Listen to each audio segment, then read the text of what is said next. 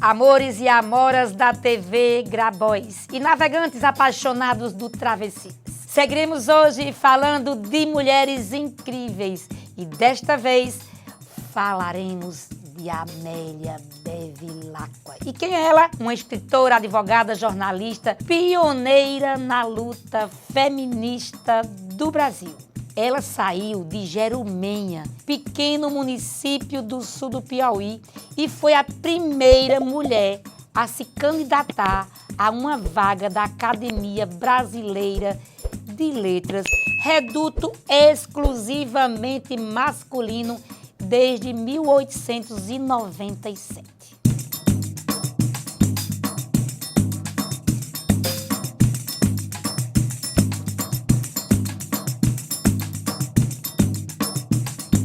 Amélia Carolina de Freitas Bevilacqua, filha de um jurista e político com uma dona de casa, já estava com 70 anos quando decidiu disputar uma cadeira na ABL em 1930. A iniciativa dela abriu caminho para outras escritoras brasileiras tentarem e conseguirem ocupar esse espaço de projeção nacional nas décadas seguintes. Nascida em 7 de agosto de 1860, Amélia mudou-se ainda criança para São Luís do Maranhão, onde publicou seus primeiros contos e poesias. Em 1902, já vivendo no Recife, foi uma das fundadoras e redatoras da revista O Lírio, publicação escrita somente por mulheres, que trazia contos, crônicas e críticas literárias. Se vocês quiserem saber mais sobre o Lírio, aqui no Travessias tem um programa sobre a Edvige Sá Pereira, a editora desse jornalzinho importante para a luta feminista.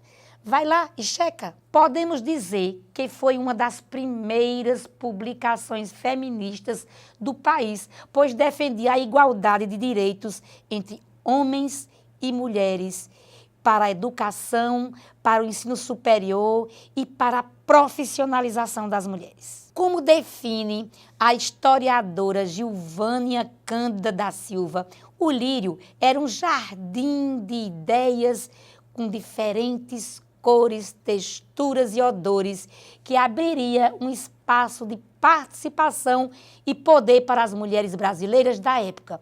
A Amélia Bevilacqua era muito responsável por isso, junto com a nossa querida Edvige Sá Pereira.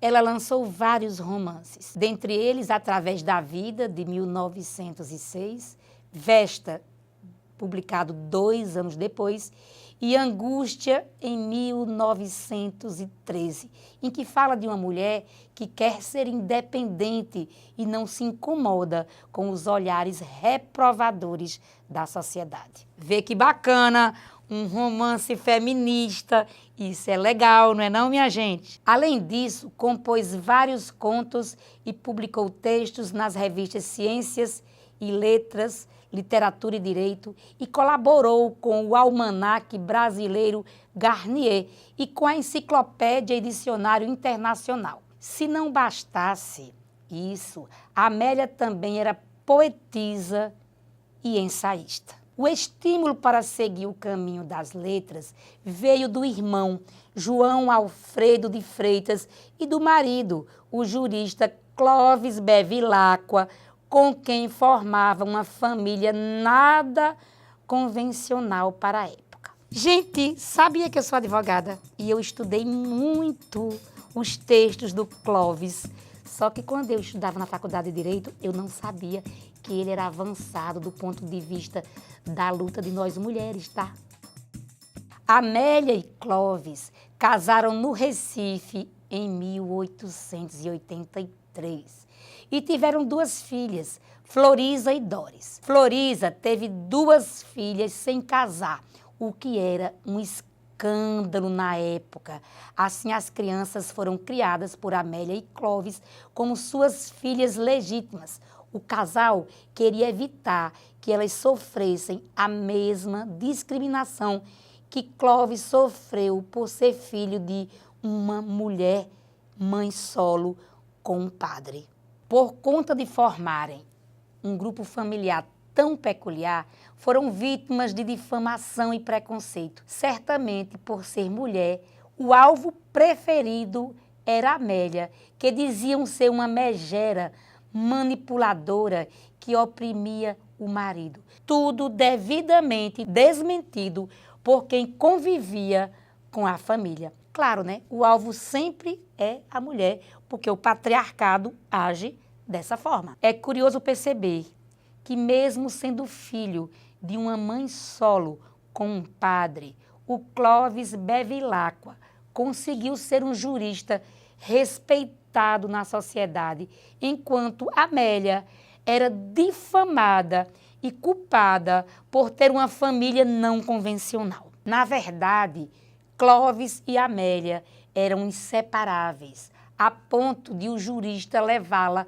para as reuniões da Academia Brasileira de Letras e defender o ingresso das mulheres naquela instituição. Depois do falecimento de Alberto Pujol em 1930, Amélia enviou carta ao presidente da Academia Brasileira de Letras propondo uma candidatura para a vaga, mas o pedido foi negado, sob a alegação de que o regulamento da casa previa que brasileiros poderiam participar do certame da confraria e a representação não incluía as mulheres. Se você quer saber mais sobre representatividade de mulheres na Academia Brasileira de Letras, no nosso Travessias tem um programa exclusivo sobre essa temática.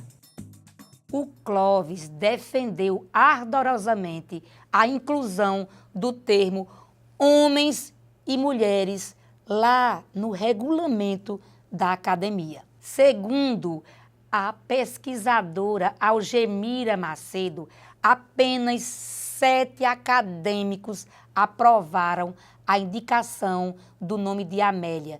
Decepcionado, Clóvis Bevilacqua retirou-se da instituição.